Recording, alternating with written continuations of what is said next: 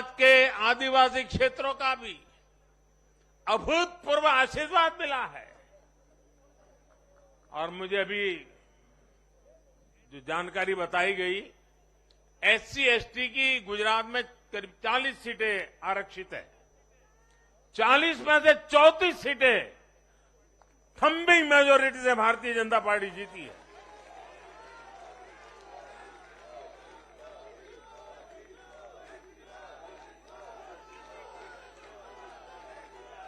आज आदिवासी भाजपा को अपनी आवाज मान रहे हैं। आज भाजपा को आदिवासी समुदाय का जबरदस्त समर्थन मिल रहा है। इस बदलाव को पूरे देश में महसूस किया जा रहा है। ऐसा इसलिए हो रहा है क्योंकि दशकों तक जिन आदिवासियों की आकांक्षाओं को नजरअंदाज किया गया, वो अब देख रहे हैं कि भाजपा लगातार उनकी उम्मीदें पूरी करने में जुटी है। ये भाजपा ही है जिसके प्रयासों से देश को पहली आदिवासी राष्ट्रपति मिली है। ये भाजपा ही है जिसने आदिवासी कल्याण के लिए बजट बढ़ाया और आदिवासी क्षेत्रों में विकास को रफ्तार दी। भाजपा सरकार ने ऐसे अनेक कदम उठाए हैं जिससे आदिवासी समुदाय के लोगों को आर्थिक रूप से मजबूत बनाया जा रहा है। देश भर में आदिवासी स्वतंत्रता सेनानियों के म्यूजियम बनाकर भाजपा आजादी के उन वीर योद्धाओं को सम्मान दे रही है। भगवान बिरसा मुंडा के जन्मदिन को भाजपा सरकार में ही जनजातीय गौरव दिवस घोषित किया गया है।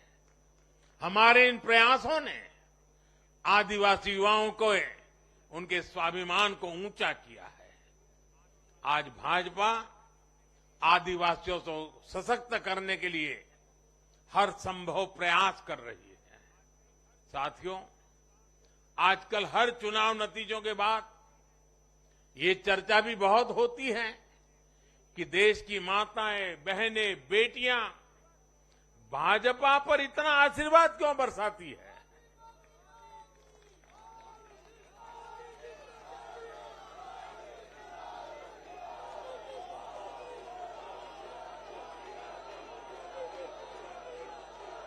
अगर कोई ईमानदारी से आत्मचिंतन करे तो ये पाएगा कि आजादी के बाद से पहली बार आज देश में एक ऐसी सरकार है जो महिलाओं की समस्याएं, उनकी चुनौतियां, उनकी आवश्यकताएं, उनकी आकांक्षाएं, उसे समझने का लगातार प्रयास कर रही है और उसके अनुसार काम की योजना बनाती है। गांव देहात से लेकर शहर तक घरेलू कार्य में व्यस्त महिला से लेकर स्वरोजगार करने वाली या किसी रोजगार से जुड़ी महिलाओं के लिए जितना भाजपा सरकार ने किया है उतना पहले किसी भी सरकार ने नहीं किया। महिलाओं के लिए पहले की सरकारों के 70 साल के कार्यों की तुलना में भाजपा सरकार के 7-8 साल के कार्य कहीं ज्यादा है। और इसलिए आज जब भी चुनाव होते हैं तो देश की माताएं, बहनें, बेटियां कमल के निशान का सिर्फ बटन ही नहीं दबाती, उनके हाथों में एक आशीष का भाव होता है, आशीर्वाद का भाव होता है। और जब वो उंगली कमल के बटन पर रखती हैं, तब वो हम जैसे लाखों कार्यकर्ताओं के सर पे विजय तिलक भी लगा देती है।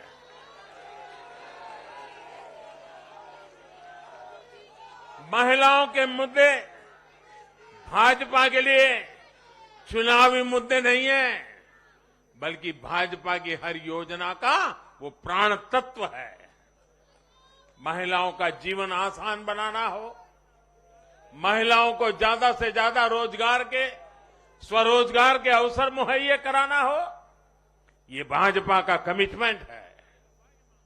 मैं इसे अपनी सरकार का सौभाग्य मानता हूं कि हमें महिला सशक्तिकरण के लिए इतना कुछ करने का मौका देश की जनता ने दिया है। साथियों, आने वाला समय देश के लिए, हम सभी के लिए बहुत महत्वपूर्ण है। सबका साथ, सबका विकास, सबका विश्वास और सबका प्रयास, इस भावना पर आगे बढ़ते हुए हमें विकसित भारत के लिए काम करना है। हमें मिलकर एक दूसरे के साथ काम करना है। आइए, नागरिक के रूप में हम विकसित भारत के संकल्प के साथ जुड़े, विकसित भारत के इस अभियान से जुड़े। और मैं फिर एक बार देश भर के लाखों कार्यकर्ताओं को 5-5 पीढ़ी की तपस्या को आगे बढ़ाने के लिए हृदय से धन्यवाद करता हूं, अभिनंदन करता हूं। मैं जनता जनार्दन को भी प्रणाम करता हूं। उनके निरंतर आशीर्वाद हमारे लिए नित्य नूतन ऊर्जा बन जाते हैं। ये निरंतर समर्थन हमें सात्विक भाव से, सेवा भाव से, समर्पण भाव से कार्य करने की शक्ति देता है। जब हमें जनता जनार्दन का आशीर्वाद मिलता है तो हमें अधिक परिश्रम करने की प्रेरणा जगती है, अधिक पुरुषार्थ करने का संकल्प जगता है और संकल्पों को सिद्ध करने के लिए जीवन खपा दे करके सिद्धि तक पहुंचाने के लिए हम लगे रहते हैं, क्योंकि जनता जनार्दन, इसे हम ईश्वर का रूप मानते हैं। और यही सामर्थ्य, यही शक्ति एक सेवक के भाव से, सेवा भाव से, समर्पण की अप्रतिम राह को पकड़ते हुए चलते रहना, चलते रहना, चलते रहना, चरैवेति चरैवेति चरैवेति, इसी मंत्र को लेकर के हम चल रहे हैं।